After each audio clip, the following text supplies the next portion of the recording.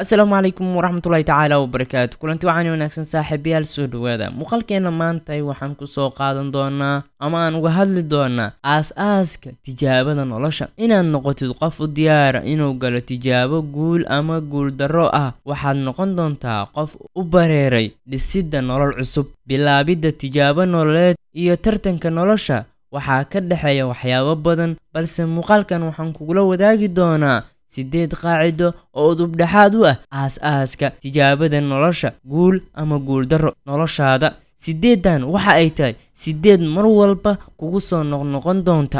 Intaan muuqaalkeen u guda gelin, ha ilaawin inaad ka mid noqoto saaxiibadan halkan ku saaxiibnay. Muuqaalkeen oo la gareey lana wadaag saaxiibadaada. qaybta comment ugu rab wixii fikirkaaga ama talo tusaale. Nambarka 1, cabsi. Cabsidu waxa ay inta badan asal u tahay isku kalsoonaan la'aanta. Marka aad ka baqayso natiijada shay, uma badna inaad shaygaas si dhab ah aad u gasho oo aad si dhab ah u tijaabiso inaad ku guuleyso doonto iyo inaad ku fashilmi doonto. Haddii aad tahay qof mar walba baqaya, waxaad tahay qof mar walba u dhow ka cabsashada waxyaabaha muhiimka u ah nolosha, kuwaas oo u baahan tijaabo dhab ah. Haddii aad tahay qof ka baqaya tijaabada, waxaad tahay qof mar walba aan ka dhaqaaqin booskii la rabay inuu ka baxo. Cabsidu waxa ay dib u dhigtaa waxyaabo badan oo noloshaada aad wax ugu bedeli lahayd. Lambar 2, fashilka ka hor. Haddii aanad guul dareysan, ma aadan isku dayin. Haddii aad doonaysid inaad hesho 2 natiijo midkood, guul darro ama guul, waa inaad ku raaxaystaa suurtagalnimada inaad guul dareysatid. Haddii aad guul dareysatid, wax badan ayaad baran doontaa, wax badan ayaadna fahmi doontaa. Haddii aad tahay qof guuleysta, waxaad fahmi doontaa wadada aad martay iyo sidii aad u soo martay. Haddii aad guul dareystana, waxaad fahmi doontaa sidaad u guul dareystay iyo qaladaadkii ka dhacay. Mar walba fashilka ka hor, qofka ka baqaya ama ka cabsanaya waxa soo bixi doona waxa uu noqdaa qof noloshiisa ku dhameysta fashil iyo guul darro dhanka isku dayga nololeed. Haddii aad tahay qof tijaabada nolosha mar walba u baahan inuu si dhab u guda galo, waxaad u baahan tahay inaadan ka baqanin inaad guul dareysato. Haddii aad guul dareysto, cashir ayaad baratay. Haddii aad guuleystana, nasiibkaagu waa wacnaaday oo waxaad heshay wado aad ku guuleystid mar walba. Number 3, ka shakigaaga. Shakigu waa cadowga kalsoonida nafsadaada. Shakigu waxa uu keenaa dareen la'aan, waxa uu kugu hagaa inaad noqotid qof ka baqa ama ka cabsada guul darrada, ama aan bagelinba bilaabidda shay adiga oo ka shakinaya shaygaas inaad ka heli doontid natiijo negative ah ama natiijo aan wanaagsaneyn. Mar walba oo shakigaagu yahay macquul maahan, sideen u guuleysan doonaa, xagee ka bilaabi doonaa, waxaa tahay qof u diyaar inuu fashilmo kana cabsanaya isku dayga nolosha. Number 4, xaqiijinta xogahaaga. Dadka aan isku kalsoonayn waxay u jarjeeraan inay diiradda saaraan daciifnimadooda marka loo eego meelaha ay ku fiican yihiin. Haddii aad tahay qof yaqaan xirfad kana baqayo inuu xirfadaas ku shaqeysto, waxaad tahay qof aan garanayn noloshiisa. Haddii aad tahay qof u diyaara inaad gasho tijaabada nolosha, aaskeedana aad doonaysid inaad si fiican u dhistid, ugu horeyn waa inaad fahantaa waxaad adigu tahay. Waa inaad xaqiijisaa xogahaaga nafsadeed. Waa inaad adigu tahay qof isku kalsoon. Waa inaad ka baqin, oodan ka shakin, oodan ka cabsan fashilka inta aadan isku dayin. Ha baqin adiga oo aan helin natiijo.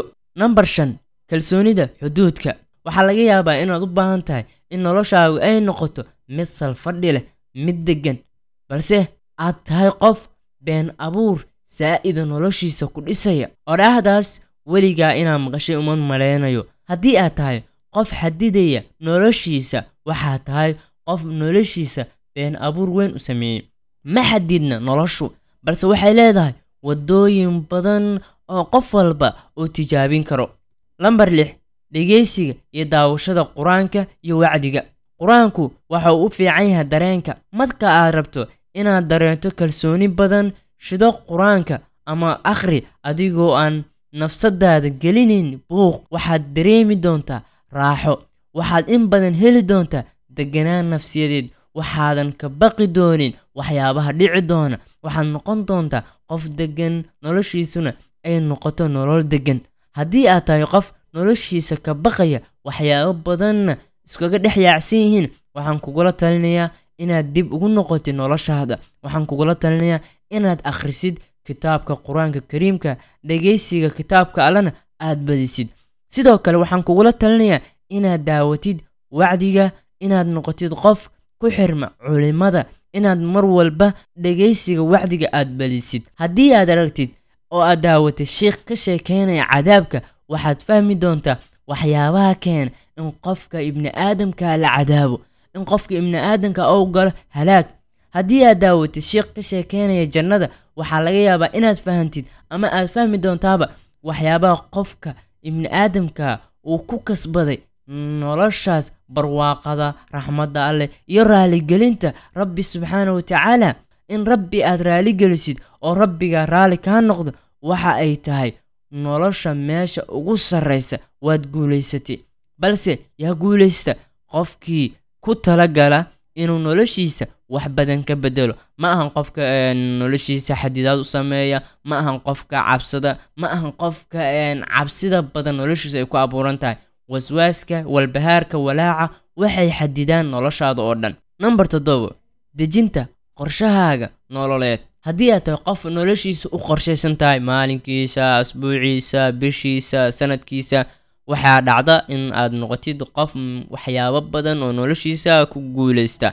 haddii aadan ahayn qof noloshiisa aan u dejin qorsho, waxaa tahay qof waxyaabo badan ay iskaga darsamaan, guuldaraduna ay hooyo aabbo u noqoto. dhammaanteen waxaan ka simannahay inaan maalin walba dejinno qorsho, maalin walba dhinaano allaydhan waa sameynaynaa shaygaas, balse shaygaasi uu noqdo shay aanan meel ka soo qaadin.